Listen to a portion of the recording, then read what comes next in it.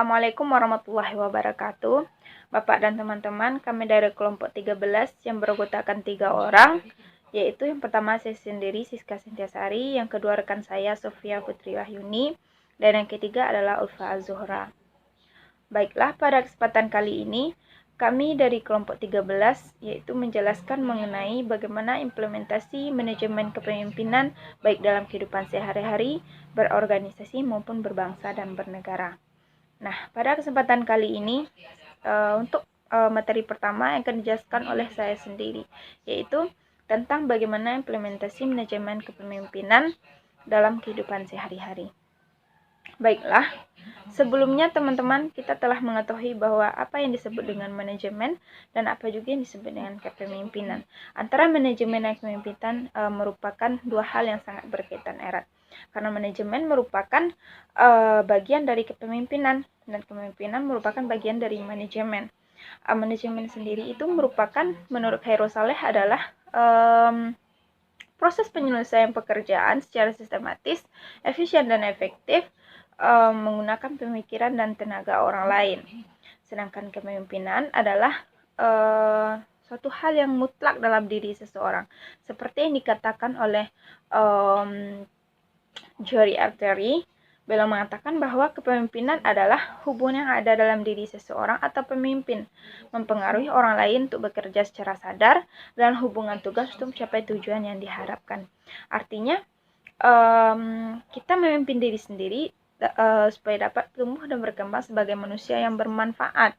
Artinya kepemimpinan dalam sendiri-sendiri itu nanti kelak juga akan bermanfaat bagi orang lain dan dalam kehidupan sehari-hari kita. Nah, bagaimana bentuk implementasinya? Seperti kepemimpinan dalam Islam. Seperti yang dicontohkan oleh Rasulullah, beliau pernah bersabda bahwa setiap kita adalah pemimpin dan setiap pemimpin akan mintai pertanggungjawabannya.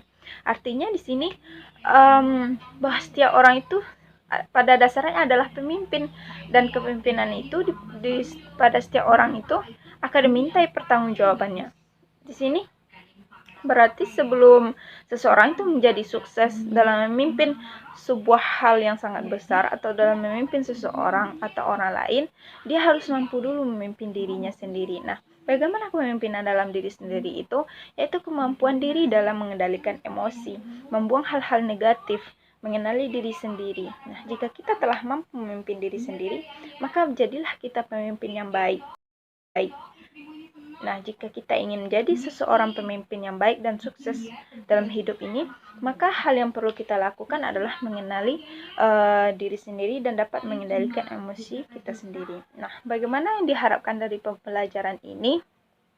Yaitu kelak diharapkan akan lahir manusia-manusia yang berjiwa kepemimpinan di muka bumi ini, yang dapat mengendalikan emosinya, yang dapat mengenali dirinya sendiri, dan bisa bermanfaat bagi orang lain, dan bisa melahirkan hal-hal positif dalam kehidupannya. Nah, bentuk dari pembelajaran ini yaitu yang pertama, kita dapat buat aturan untuk diri sendiri. Yang kedua, kita dapat mengenali diri sendiri. Yang ketiga, kita bisa memberikan perhargaan terhadap diri sendiri. Yang keempat adalah bisa mengendalikan emosi. Dan yang kelima adalah bangga menjadi diri sendiri. Dan yang keenam adalah bisa memaafkan diri sendiri. Dan yang terakhir kelak adalah semoga kita bisa bermanfaat bagi orang lain dan lingkungan sekitar kita. Baiklah teman-teman, sekian saja penjelasan saya pada kesempatan kali ini. Selanjutnya akan dijelaskan oleh rekan-rekan saya. Sekian, terima kasih. Baiklah, saya Sofia Putri Wahyuni, NIM 19329050 akan menyampaikan materi tentang implementasi manajemen kepemimpinan dalam organisasi. Konsep manajemen dan kepemimpinan dalam organisasi adalah sekaligus menggambarkan atmosfer organisasi itu sendiri, sehingga untuk mengetahui konsep manajemen dan kepemimpinan cukup dengan melihat budaya yang ada dalam organisasi itu sendiri.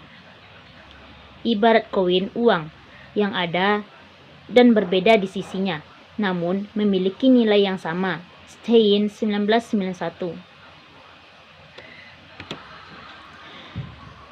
Organisasi OSIS adalah suatu organisasi yang berada di tingkat sekolah di Indonesia yang dimulai dari sekolah menengah pertama SMP dan sekolah menengah atas SMA. OSIS diurus dan dikelola oleh murid-murid yang terpilih untuk menjadi pengurus OSIS. Biasanya, organisasi memiliki seorang pembimbing yang datang dari seorang guru dipilih oleh pihak sekolah. Sedangkan anggota OSIS sendiri, seluruh siswa yang berada pada suatu sekolah tempat OSIS itu berada. Setiap organisasi memiliki tujuan yang ingin dan dapat dicapai. Begitu pula dengan OSIS, ada beberapa tujuan yang hendak dicapai. OSIS merupakan organisasi yang menerapkan lahirnya jiwa-jiwa kepemimpinan dalam diri siswa. Adapun bentuk penerapan organisasi OSIS bagi siswa dapat membentuk pengetahuan dan perubahan dan memberikan hal positif diantaranya adalah: yang pertama, organisasi siswa intrasekolah sebagai wadah pembinaan kesiswaan. OSIS sebagai wadah organisasi adalah tempat di mana para siswa melakukan kegiatan bersama, bertukar ilmu dan bertukar pikiran, mengeluarkan pendapat untuk mencapai tujuan dan cita-cita bersama.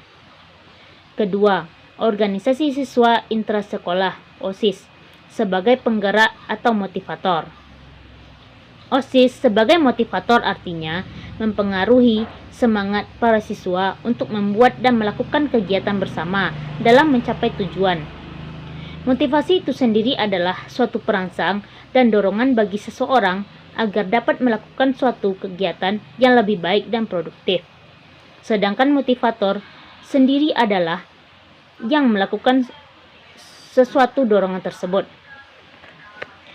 Ketiga, organisasi siswa intrasekolah sebagai pembinaan siswa.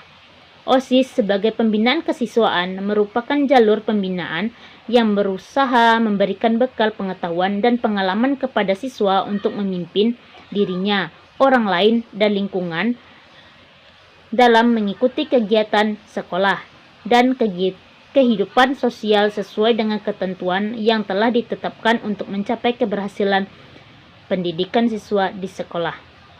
Baiklah, sekian materi dari saya. Saya ucapkan terima kasih. Wassalamualaikum warahmatullahi wabarakatuh. Baiklah, saya akan melanjutkan materi selanjutnya, yaitu C. Implementasi manajemen kepemimpinan dalam kehidupan berbangsa dan bernegara. Salah satu bentuk adanya manajemen kepemimpinan adalah berbangsa dan bernegara. Adalah sebagaimana dalam konteks sistem pemerintahan, yaitu perlunya pendidikan dan pelatihan kepemimpinan, atau juga disebut dengan Diklatpim. Diklatpim ini merupakan fungsi pengembangan aparatur pemerintahan yang ditunjukkan untuk peningkatan kualitas sumber daya manusia. Menurut Afifuddin 2018, pengembangan kualitas sumber daya manusia bagi setiap lembaga atau instansi pemerintahan telah berkembang menjadi suatu konsep dalam upaya membangun dan membentuk kinerja pegawai agar sesuai dengan tuntutan dan kebutuhan organisasi. Menurut Kalimun 2016, aparatur pemerintahan merupakan komunitas individu-individu yang memiliki tugas dan fungsi yang terlembagakan untuk melayani rakyat. Hal ini dapat dipahami bahwa aparatur tersebut memiliki pemikir, perencana, pelaksanaan sekaligus pengawasan terhadap jalannya pemerintahan, pembangunan dan pembinaan masyarakat. Seluruh kegiatan manajerial dilaksanakan secara sistematik dan terorganisir. Di dalamnya, syarat dan makna dan fungsi manajemen organisasi dalam pengelolaan. Menurut Stunner 1992 menyatakan proses pengelolaan tidak lepas dari perencanaan, pengorganisasian, dan pengelolaan sumber daya dan organisasi guna mencapai tujuan yang telah ditetapkan.